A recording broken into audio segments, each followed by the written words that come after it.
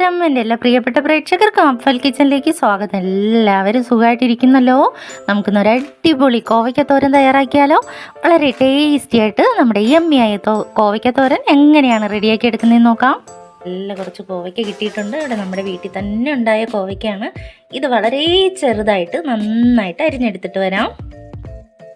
അപ്പം നമ്മുടെ ടേസ്റ്റിയായ യമ്മിയായ കോവയ്ക്കത്തോരൻ റെഡിയാക്കാൻ വേണ്ടിയിട്ട് ഞാൻ കോവയ്ക്ക എല്ലാം ഇവിടെ ചെറുതായിട്ട് വളരെ ചെറുതായിട്ട് നുറുക്കി അരിഞ്ഞു വെച്ചിട്ടുണ്ട്. അതിൻ്റെ ഒപ്പം തന്നെ ഞാനൊരു ചെറിയ സവോളയും കൂടി ചെറുതായിട്ട് അരിഞ്ഞു വെച്ചിട്ടുണ്ട്.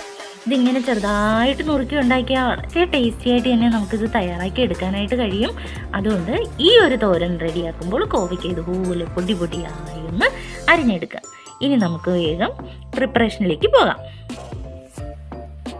അപ്പോൾ നമ്മുടെ തോരൻ റെഡിയാക്കാൻ വേണ്ടിയിട്ട് ഞാനിവിടെ ഒരു ചട്ടി അടുപ്പത്തേക്ക് വെച്ചിട്ടുണ്ട്. അതിനകത്തേക്ക് കുറച്ച് വെളിച്ചെണ്ണ ആഡ് ചെയ്ത് കൊടുക്കാം.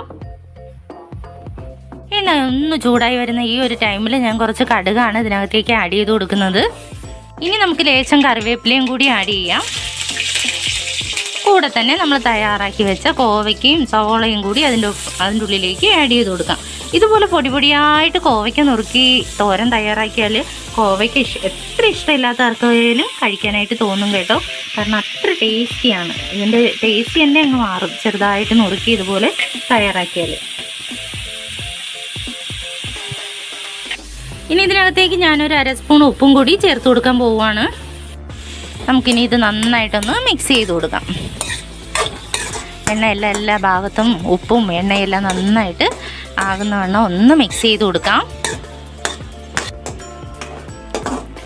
മിക്സ് ചെയ്തതൊന്ന് ഒതുക്കി വെച്ചതിന് ശേഷം നമുക്കൊരു 2 മിനിറ്റ് ഇതൊന്ന് മൂടി വെച്ച് വേവിച്ചെടുക്കാം. അപ്പോൾ നമുക്ക് നമ്മുടെ കോവയ്ക്ക എന്ത് വരുന്ന ആ ഒരു ടൈമിൽ കുറച്ച് മസാല തയ്യാറാക്കാം. അതിനായിട്ട് ഞാൻ വളരെ കുറച്ച് തേങ്ങ മതി. ഒരു 1/4 ഭാഗത്തോളം, ഒരു തേങ്ങയുടെയും ഒരു മീഡിയം സൈസ് തേങ്ങയുടെ 1/4 ഭാഗത്തോളം മതിയാകും. അതിനകത്തേക്ക് കുറച്ച് പച്ചമുളക് കൂടി ആഡ് ചെയ്യാം. ഞാനൊരു 2 പച്ചമുളകാണ് ഇതിനകത്ത് ആഡ് ചെയ്തിരിക്കുന്നത്. നമുക്ക് നന്നായിട്ട് കഴുകി 2-3 അല്ലി വെളുത്തുള്ളി കൂടി ചേർക്കാം. ഒപ്പം തന്നെ ഒരു 1/4 സ്പൂൺ മഞ്ഞൾപ്പൊടി ആഡ് ചെയ്ത് കൊടുക്കാം. അല്പം ചെറുജീരകവും കൂടി ഇതിൻ്റെ ഒപ്പം ചേർത്ത് കൊടുക്കാം. ഇത് നമുക്ക് നന്നായിട്ടൊന്ന് അരച്ചെടുക്കാം. നമ്മൾ നേരത്തെ മൂടി വെച്ച കോവയ്ക്കയുടെ ഒരുവിധം പാകമായി വന്നിട്ടുണ്ട്. ഒരു പകുതി വേവായി കിട്ടിയിട്ടുണ്ട്. നന്നായിട്ട് ഇടയ്ക്കൊന്ന് ഇളക്കി കൊടുക്കുക. ഇതുപോലെ ഈ ഒരു പാകത്തിന് വേണം നമുക്ക് ആക്കി എടുക്കാനായിട്ട്.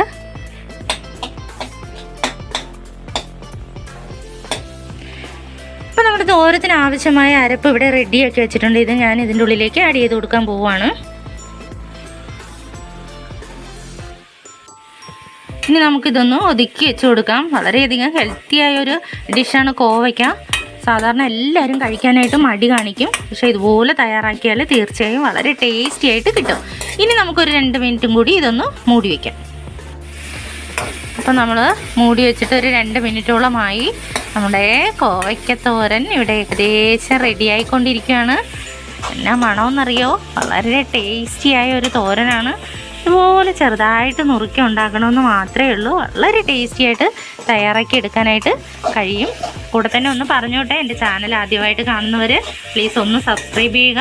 ഒപ്പം തന്നെ ബെൽ ബട്ടൺ അമർത്തി ഓൾ എനേബിൾ ചെയ്ത് ഞങ്ങളുടെ ചാനലിനെ ഒന്ന് സപ്പോർട്ട് ചെയ്യാനായിട്ട് ആരും മറന്നു പോകരുത്. അപ്പോൾ നമ്മുടെ അടിപൊളി ടേസ്റ്റിയായ കോവയ്ക്ക തോരൻ ഇവിടെ റെഡിയായി കഴിഞ്ഞു. സെർവ് ചെയ്യാനായിട്ട് നമുക്കൊരു പാത്രത്തിലേക്ക് മാറ്റാം.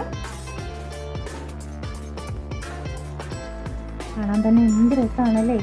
അതുപോലെ തന്നെയാണ് കഴിക്കാനും വളരെ ടേസ്റ്റിയാണ്. തീർച്ചയായും നിങ്ങൾ ഇതുപോലെ തന്നെ തയ്യാറാക്കി നോക്കുക. നിങ്ങൾക്ക് ഇഷ്ടമാകും തീർച്ച. Thanks for watching.